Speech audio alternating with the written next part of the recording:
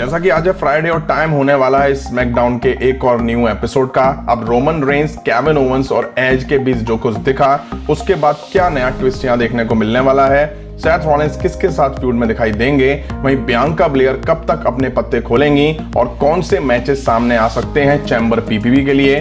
अब WWE ने पहले से अभी तक तो इस एपिसोड के लिए कुछ भी अनाउंस नहीं किया हुआ है, तो देखते हैं क्या क्या दिखने वाला है इस एपिसोड में। सब पर नजर डालेंगे इस वीडियो में। उम्मीद है वीडियो आप सभी को पसंद आएगी। हाय फ्रेंड्स, मेरा नाम है प्रियांशु, आप देख रहे हैं गेम ऑफ इनिंग्स। तो बढ़ते हैं वीडियो की तरफ और शुरू करते हैं वीडियो बेल बजा के। शुरुआत करते हैं सबसे पहले स्मैकडाउन टैग टीम डिवीजन से। तो डॉल्फ जिगलर और रॉबर्ट रूड के लिए कोई स्ट्रॉन्ग अपोनेंट नहीं दिखाई दे रहा है। लास्ट वीक WWE ने चैंपियंस के खिलाफ ओटिस और चैट गैबल को उतारा था, बट WWE को अगर इनके बीच आगे फ्यूड चलानी है तो इनके बीच अच्छी स्टोरी लाइन दिखानी पड़ेगी। पिछले काफी टाइम से, या यूं कहूं ड्राफ्ट के बाद से ही स्मैकडाउन के इस डिवीजन में कुछ भी इंटरेस्टिंग नहीं देखने को मिल रहा है। वहीं एक रीजन ये भी है कि WWE के पास स्मैकडाउन ब्रांड में अच्छी टैग टीम्स नहीं है। अब बार बार फैंस टाइटल पिक्चर में स्ट्रीट प्रॉफिट्स को देखना तो पसंद करेंगे नहीं, तो देखते हैं WWE इनके बीच और क्या दिखाती है। वहीं लास्ट वीक हम सभी ने देखा था कि women's royal rumble winner Bianca Belair का सामना साशा बैंक्स और कार्मेला से हुआ था।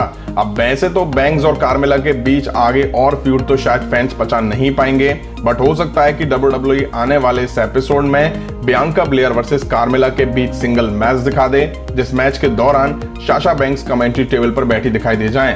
अब ऐसा मैच दिखेगा इन दोनों के बीच तो मैच तो अच्छा होगा, बट हो सकता है कि WWE यहां थोड़ा ट्विस्ट दे और इसकी बजाय एक टैग टीम मैच दिखा दे, जो कि Sasha Banks, Bianca Belair versus Carmella और कोई वुमेन सुपरस्टार जो आपस में भिड़ती दिखाई दें। अब एलिमिनेशन चैम्बर पीपीवी में ज्यादा टाइम नहीं बचा है, तो WWE को जल्दी ये क्लियर करना होगा कि साशा बैंक्स टाइटल फ्यूड में किसके साथ दिखती हैं, या वो अपना टाइटल इस पीपीवी में डिफेंड ही नहीं करेंगी, और अगर करेंगी तो किसके खिलाफ करेंगी।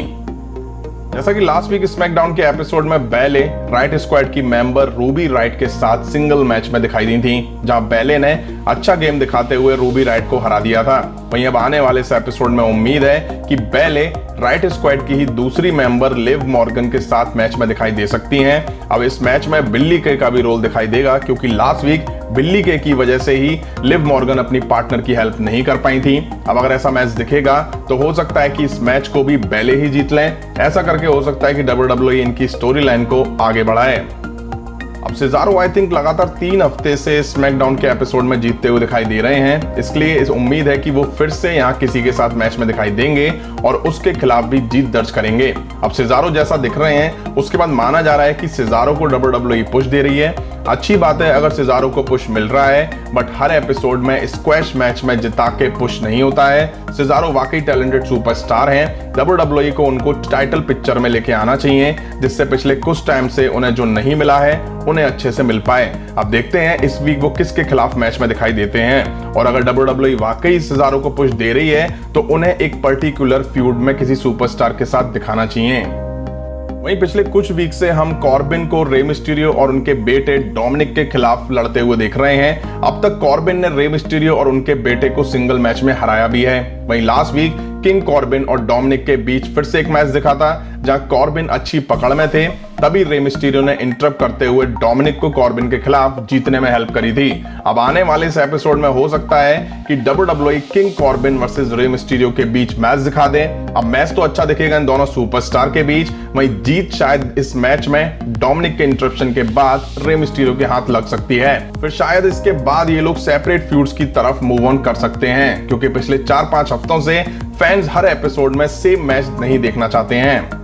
अब आए इंटरकॉन्टिनेंटल चैंपियन बिगी पर। तो लास्ट वीक बिगी, सैमी ज़ेन और अपोलो के खिलाफ ट्रिपल थ्रेट मैच में अपना इंटरकॉन्टिनेंटल टाइटल सक्सेसफुली रिटेन कर चुके हैं। अब बिगी ने ये जीत अपोलो को पिन करके हासिल करी थी। अब साफ है कि WWE अभी इनके बीच फ्यूड को आगे बढ़ाने के मूड में दिखाई दे रही है। हालांकि हर बार वही सेम मैच, क्योंकि इनकी फ्यूड में इनके बीच हर हफ्ते ही मैच ऑलमोस्ट दिख जाते हैं, तो हो सकता है WWE बिगी को किसी अदर हील सुपरस्टार के साथ फ्यूड की तरफ मूव ऑन कर दे।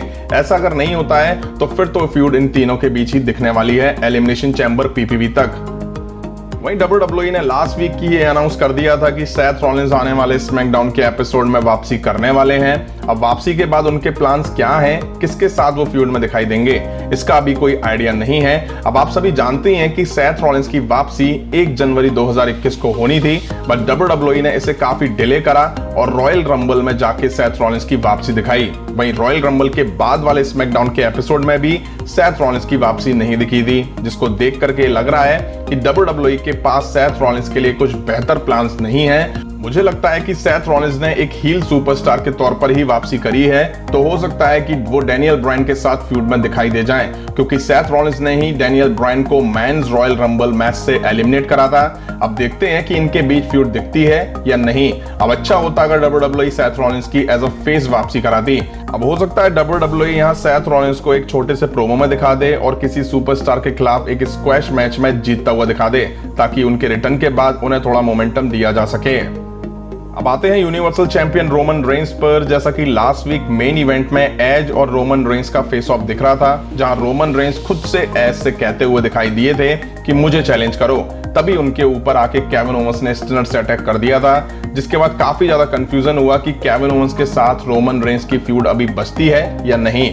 अब जो कुछ लास्ट वीक दिखा उसके बेसिस पर लगता तो ऐसा है कि केविन ओवंस और रोमन रेंस की फ्यूड पूरी तरह से एंड नहीं हुई है और आगे ये शायद सिंगल मैच में नहीं टैग टीम मैचेस में दिखाई दे सकते हैं। बट सवाल ये कि किसके साथ। अब रोमन रेंस के साथ तो ऑलरेडी जे उसो हैं, पर केविन ओवंस का साथ देने कौन सामने आएगा। तो हो सकता है कि एज यहाँ दिख करके नाकामुरा को इंट्रोड्यूस करें और बताएं कि वो केविन ओवंस का साथ देंगे रोमन रेंस और जे उसो के खिलाफ। अब वैसे तो एज को ही केविन ओवंस का साथ देना चाहिए अगर वो वाकई रोमन रेंस को चैलेंज करने वाले हैं, बट मुझे लगता है कि अगर WWE Edge versus Roman Reigns के बीच रेसलमेनिया 37 में मैच दिखाने वाली है, तो वो नहीं चाहेगी कि ये दोनों रेसलमेनिया से पहले कैसे भी मैच में भिड़ते हुए एक दूसरे से दिखाई दे जाएं। तो फ्रेंड, ये सब कुछ होता दिखने वाला है आने वाले स्मैकडाउन के एपिसोड में। आई होप एपिसोड अच्छा हो और फैंस को पसंद आए, और एलिमिनेशन चैम्बर PPV के लिए उम्मीद है रॉ की तरह कुछ बड़े मैचेस भी सामने आ जाएंगे। अभी की वीडियो में इतना ही। पसंद आए तो लाइक और शेयर करें, और इस तरह की इंटरेस्टिंग वीडियो के लिए चैनल के सब्सक्राइब बटन पर यस किक, समवन ड्रॉप और DDT मार्केट चैनल सब्सक्राइब करें। मगर प्यार से मिलता हूं नेक्स्ट वीडियो में। Thank you.